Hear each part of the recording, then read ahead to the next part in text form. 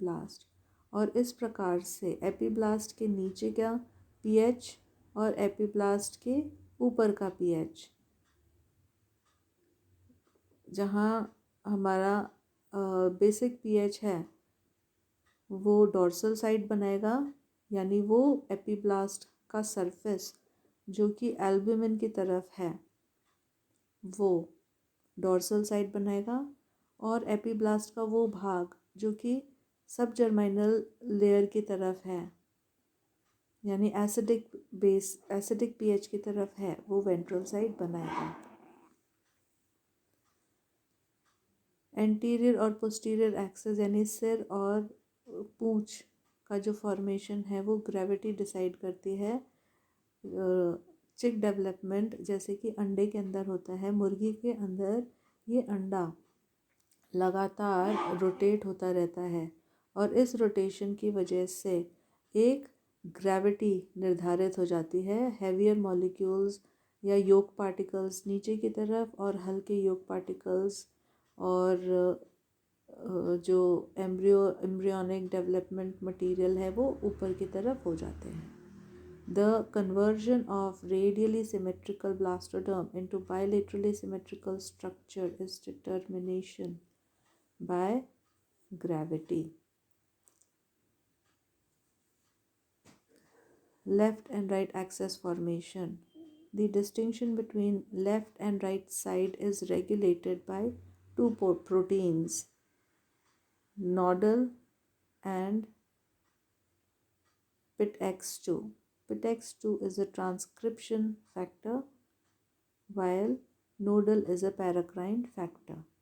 इन दो मॉलिक्यूल्स के कारण चिक के अंदर राइट और लेफ्ट साइड बनता है।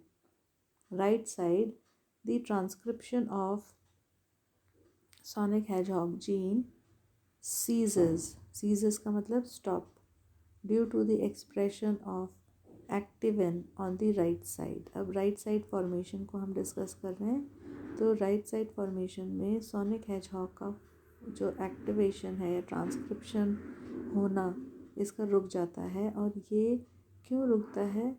क्योंकि एक्टिविन की जो एक्सप्रेशन है वो सोनिक हेजहॉग के एक्सप्रेशन को रोकती है ऑन द राइट साइड।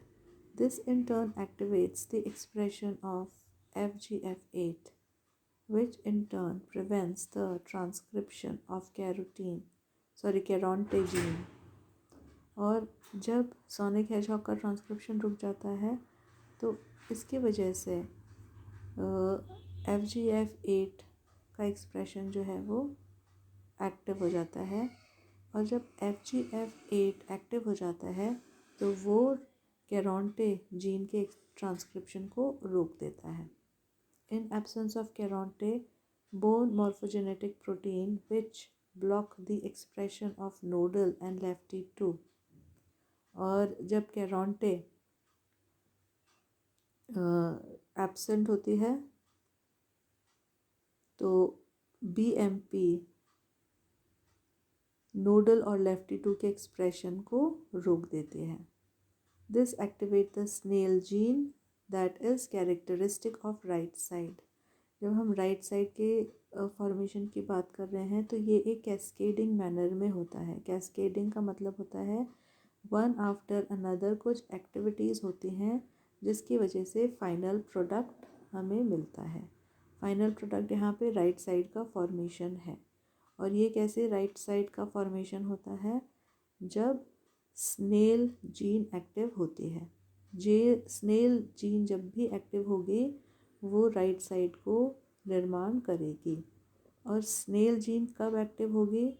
जब नोडल और लेफ्टी 2 का एक्सप्रेशन जो है वो ब्लॉक होगा। नोडल और लेफ्टी 2 का एक्सप्रेशन जब ऑन होगा तो वो साइड लेफ्ट साइड बनेगी, पर नोडल और लेफ्टी का एक्सप्रेशन ब्लॉक हो जाता है BMP के द्वारा। BMP क्यों ब्लॉक करता है? In absence of Caronte. अगर कैरोंटे प्रेजेंट होगा तो BMP नोडल और लेफ्टी के एक्सप्रेशन को ब्लॉक नहीं करेगा, पर कैरोंटे क्योंकि एब्सेंट है इस वजह से BMP नोडल और लेफ्टी के एक्सप्रेशन को ब्लॉक कर देता है। अब नोडल और लेफ्टी टू का एक्सप्रेशन जब ब्लॉक होता है तो स्नेल जीन का एक्सप्रेशन ऑन हो जाता है और कैरोंटे का एक्सप्रेशन क्यों स्टॉप हो जाता है? क्योंकि FGF जो कि एक्टिव हो गया है in absence of sonic hedgehog gene product. क्योंकि FGF एक्टिव हो गया है, FGF ने कैरोंटे जीन के एक्सप्रेशन को स्टॉप कर दिया है।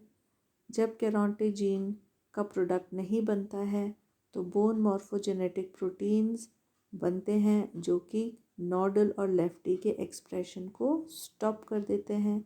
और जब नोडल और लेफ्टी टू का एक्सप्रेशन स्टॉप हो जाता है तो स्नेल जीन एक्टिव हो जाते हैं और इस प्रकार से हमारे राइट साइड का निर्माण होता है। ये वो डायग्राम है,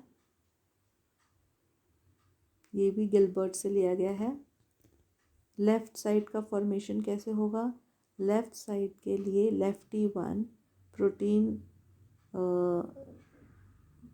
जो कि लेफ्टी वन जीन के द्वारा बनते हैं, तो लेफ्टी वन ब्लॉक करता है FGF8 के एक्सप्रेशन को, जबकि सोनिक हेजहॉग एक्टिवेट करता है कैरोंटे जीन को।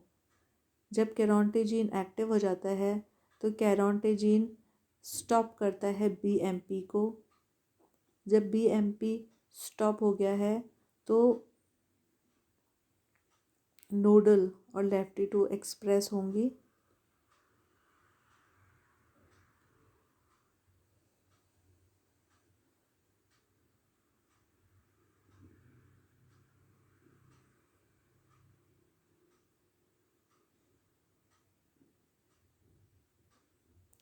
Formation of left side.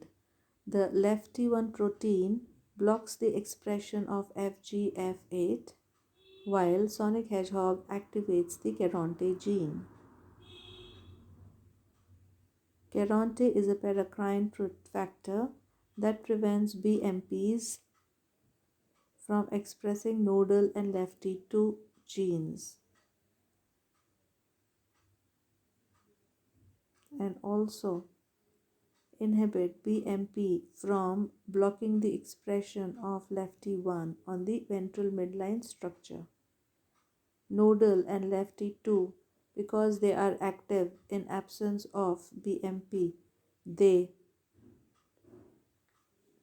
activate the PTEX2 and repress snail gene.